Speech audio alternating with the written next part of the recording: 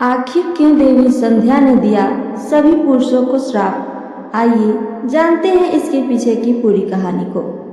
हिंदू धर्म की पौराणिक कथाओं में एक एक चरित्र के पीछे गहन अर्थ और रहस्य छिपे होते हैं। देवताओं, ऋषियों और देवियों की जीवन कथाएं केवल घटनाओं का संकलन नहीं बल्कि गूढ़ संदेशों का वाहक होती हैं। ऐसी ही एक कथा जुड़ी है देवी संध्या से, जो सूर्यदेव की पत्नी थी, तप की प्रतीक थी और जिन्होंने अपने जीवन के एक क्षण में समस्त पुरुष जाति को श्राप दे दिया था। यह श्राप क्यों दिया गया? क्या यह केवल क्रोध था या किसी गहन अपमान की प्रतिक्रिया? आइए इस कथा को विस्तार से जानते हैं। देवी संध्या का जन्म। पुराणों के अनुसार संध्या का जन्म ब्रह्मा जी की तपस्या से हुआ था। वह अत्यंत तेजस्विनी, शीलवती और ज्ञान की मूर्ति थी। उनका सौंदर्य अपूर्व था, किंतु उससे भी बढ़कर उनका संयम और साधना थी। उनका नाम संध्या इसलिए पड़ा क्योंकि उनका जन्म उस पवित्र काल में हुआ जब दिन और रात मिलते हैं, यानी संध्या के समय।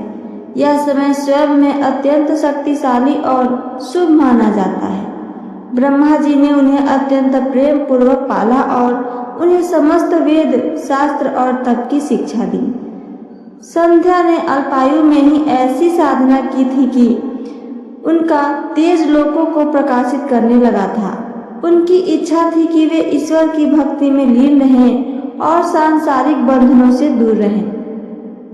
विवाह का प्रस्ताव और संध्या की असहमति। जब संध्या युवावस्था में पहुंची तो ब्रह्मा जी ने उनका विवाह सूर्यदेव से करने का निश्चय किया। सूर्यदेव जो प्रकाश और ऊर्जा के देवता थे, उनके तेज से तीनों लोग झिलमिलाते थे। ब्रह्मा जी का मानना था कि इतना तेजस्वी वर ही संध्या के योग्य है, किंतु संध्या इससे संतुष्ट नहीं थी। उन्होंने विनम्रता से ब्रह्मा जी से कहा, पिताश्री, मैं संसार के बंधनों में नहीं बंधना चाहती। मेरा मन केवल तप और भक्ति में रमता है। विवाह मेरे लिए नहीं। ब्रह्मा जी ने उन्हें समझाया, पुत्री, यह विवाह केवल सांसारिक नहीं, ब्रह्मांडीय संतुलन के लिए आवश्यक है। सूर्य और संध्या का मिलन सृष्टि को नए रूप में स्थापित करेगा। संध्या अपने पिता की आज्ञा को टाल न सकी और उन्होंने चुपचाप सूर्यदेव से विवाह कर लिया। लेकिन यह विवाह उनकी आत्मा को स्वीकार न था। सूर्यदेव का तेज और संध्या की पीड़ा। विवाह के उपरांत संध्या सूर्यलोक में पहुंची, पर वहां उन्होंने जो अनुभव किया वह उनके मन को तोड़ने वाला था। सूर्यदेव का तेज इतना प्रचंड था कि संध्या उनकी ओर आंख उठाकर भी नहीं देख सकती थी। वह हर क्षण जलती रहती थी, तपती थी और मानसिक रूप से पीड़ित रहती थी। उन्होंने कई बार सूर्यदेव से निवेदन किया कि वे अपना तेज कुछ कम करें ताकि वह सामान्य जीवन जी सके, किंतु सूर्यदेव, जो सदैव अपने तेज पर गर्वित थे, उन्होंने यह कहकर टाल दिया, हे संध्या, मैं ब्रह्मांड का प्रकाश हूँ। मेरा तेज ही मेरा पहचान है। यदि मैं अपना तेज कम कर दूँ तो क्या मैं सूर्य रहूँगा? संध्या यह सुनकर मौन हो गई। उन्हें समझ आ गया कि इस विवाह में उनके आत्मसम्मान और भावनाओं की कोई जगह नहीं। छल, अग्नि परीक्षा और अपमान। संध्या ने अपने मन की पीड़ा को समझने के लिए देवताओं की शरण ली। उन्होंने अग्निदेव से निवेदन किया कि वह उन्हें तपस्या के लिए एकांत दे दें। अग्निदेव ने सहर्ष स्वीकार किया और संध्या को यह सुझाव दिया, तुम एक छाया रूप की रचना करो जो तुम्हारी तरह ही दिखे। वह सूर्य के साथ रहेगी और तुम तपस्या में लीन रह सकोगी। संध्या ने वैसा ही किया। उन्होंने छाया का निर्माण किया और स्वयं तपस्या के लिए हिमालय की ओर चली गईं। पर जब देवताओं और ऋषियों को यह ज्ञात हुआ कि संध्या ने अपने पति को बिना बताए छोड़ा है, तो उन्होंने उसे दुष्चरित्र कहा, उनके निर्णय को अनुचित बताया और उसके स्त्रीत्व पर प्रश्न उठाया। यह वही समाज था जो नारी को शक्ति कहता था, पर उसकी स्वतंत्रता से भी डरता था। संध्या को जब यह बात ज्ञात हुआ कि उसके त्याग और पीड़ा को समझने की बजाय समाज ने उसके चरित्र पर प्रश्न चिन्ह लगाया है, तब उसके अंतर मन में ज्वाला भड़क उठी। देवी संध्या का श्राप। संध्या ने हजारों वर्षों तक तप किया। अंततः भगवान शिव उनके समक्ष प्रकट हुए। उन्होंने संध्या से वरदान मांगने को कहा।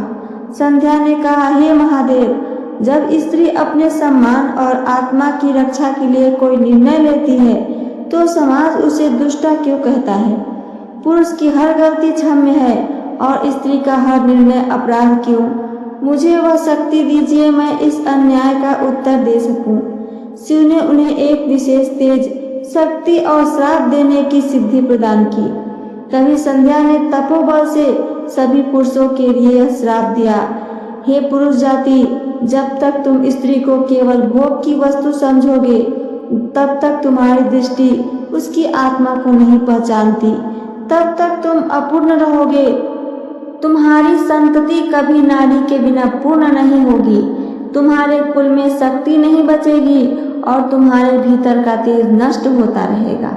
जिस समाज में नारी को अपमानित किया जाएगा वहाँ पतन निश्चित होगा और जिस समाज में नारी को सम्मान मिलेगा वहाँ देवता निवास करेंगे।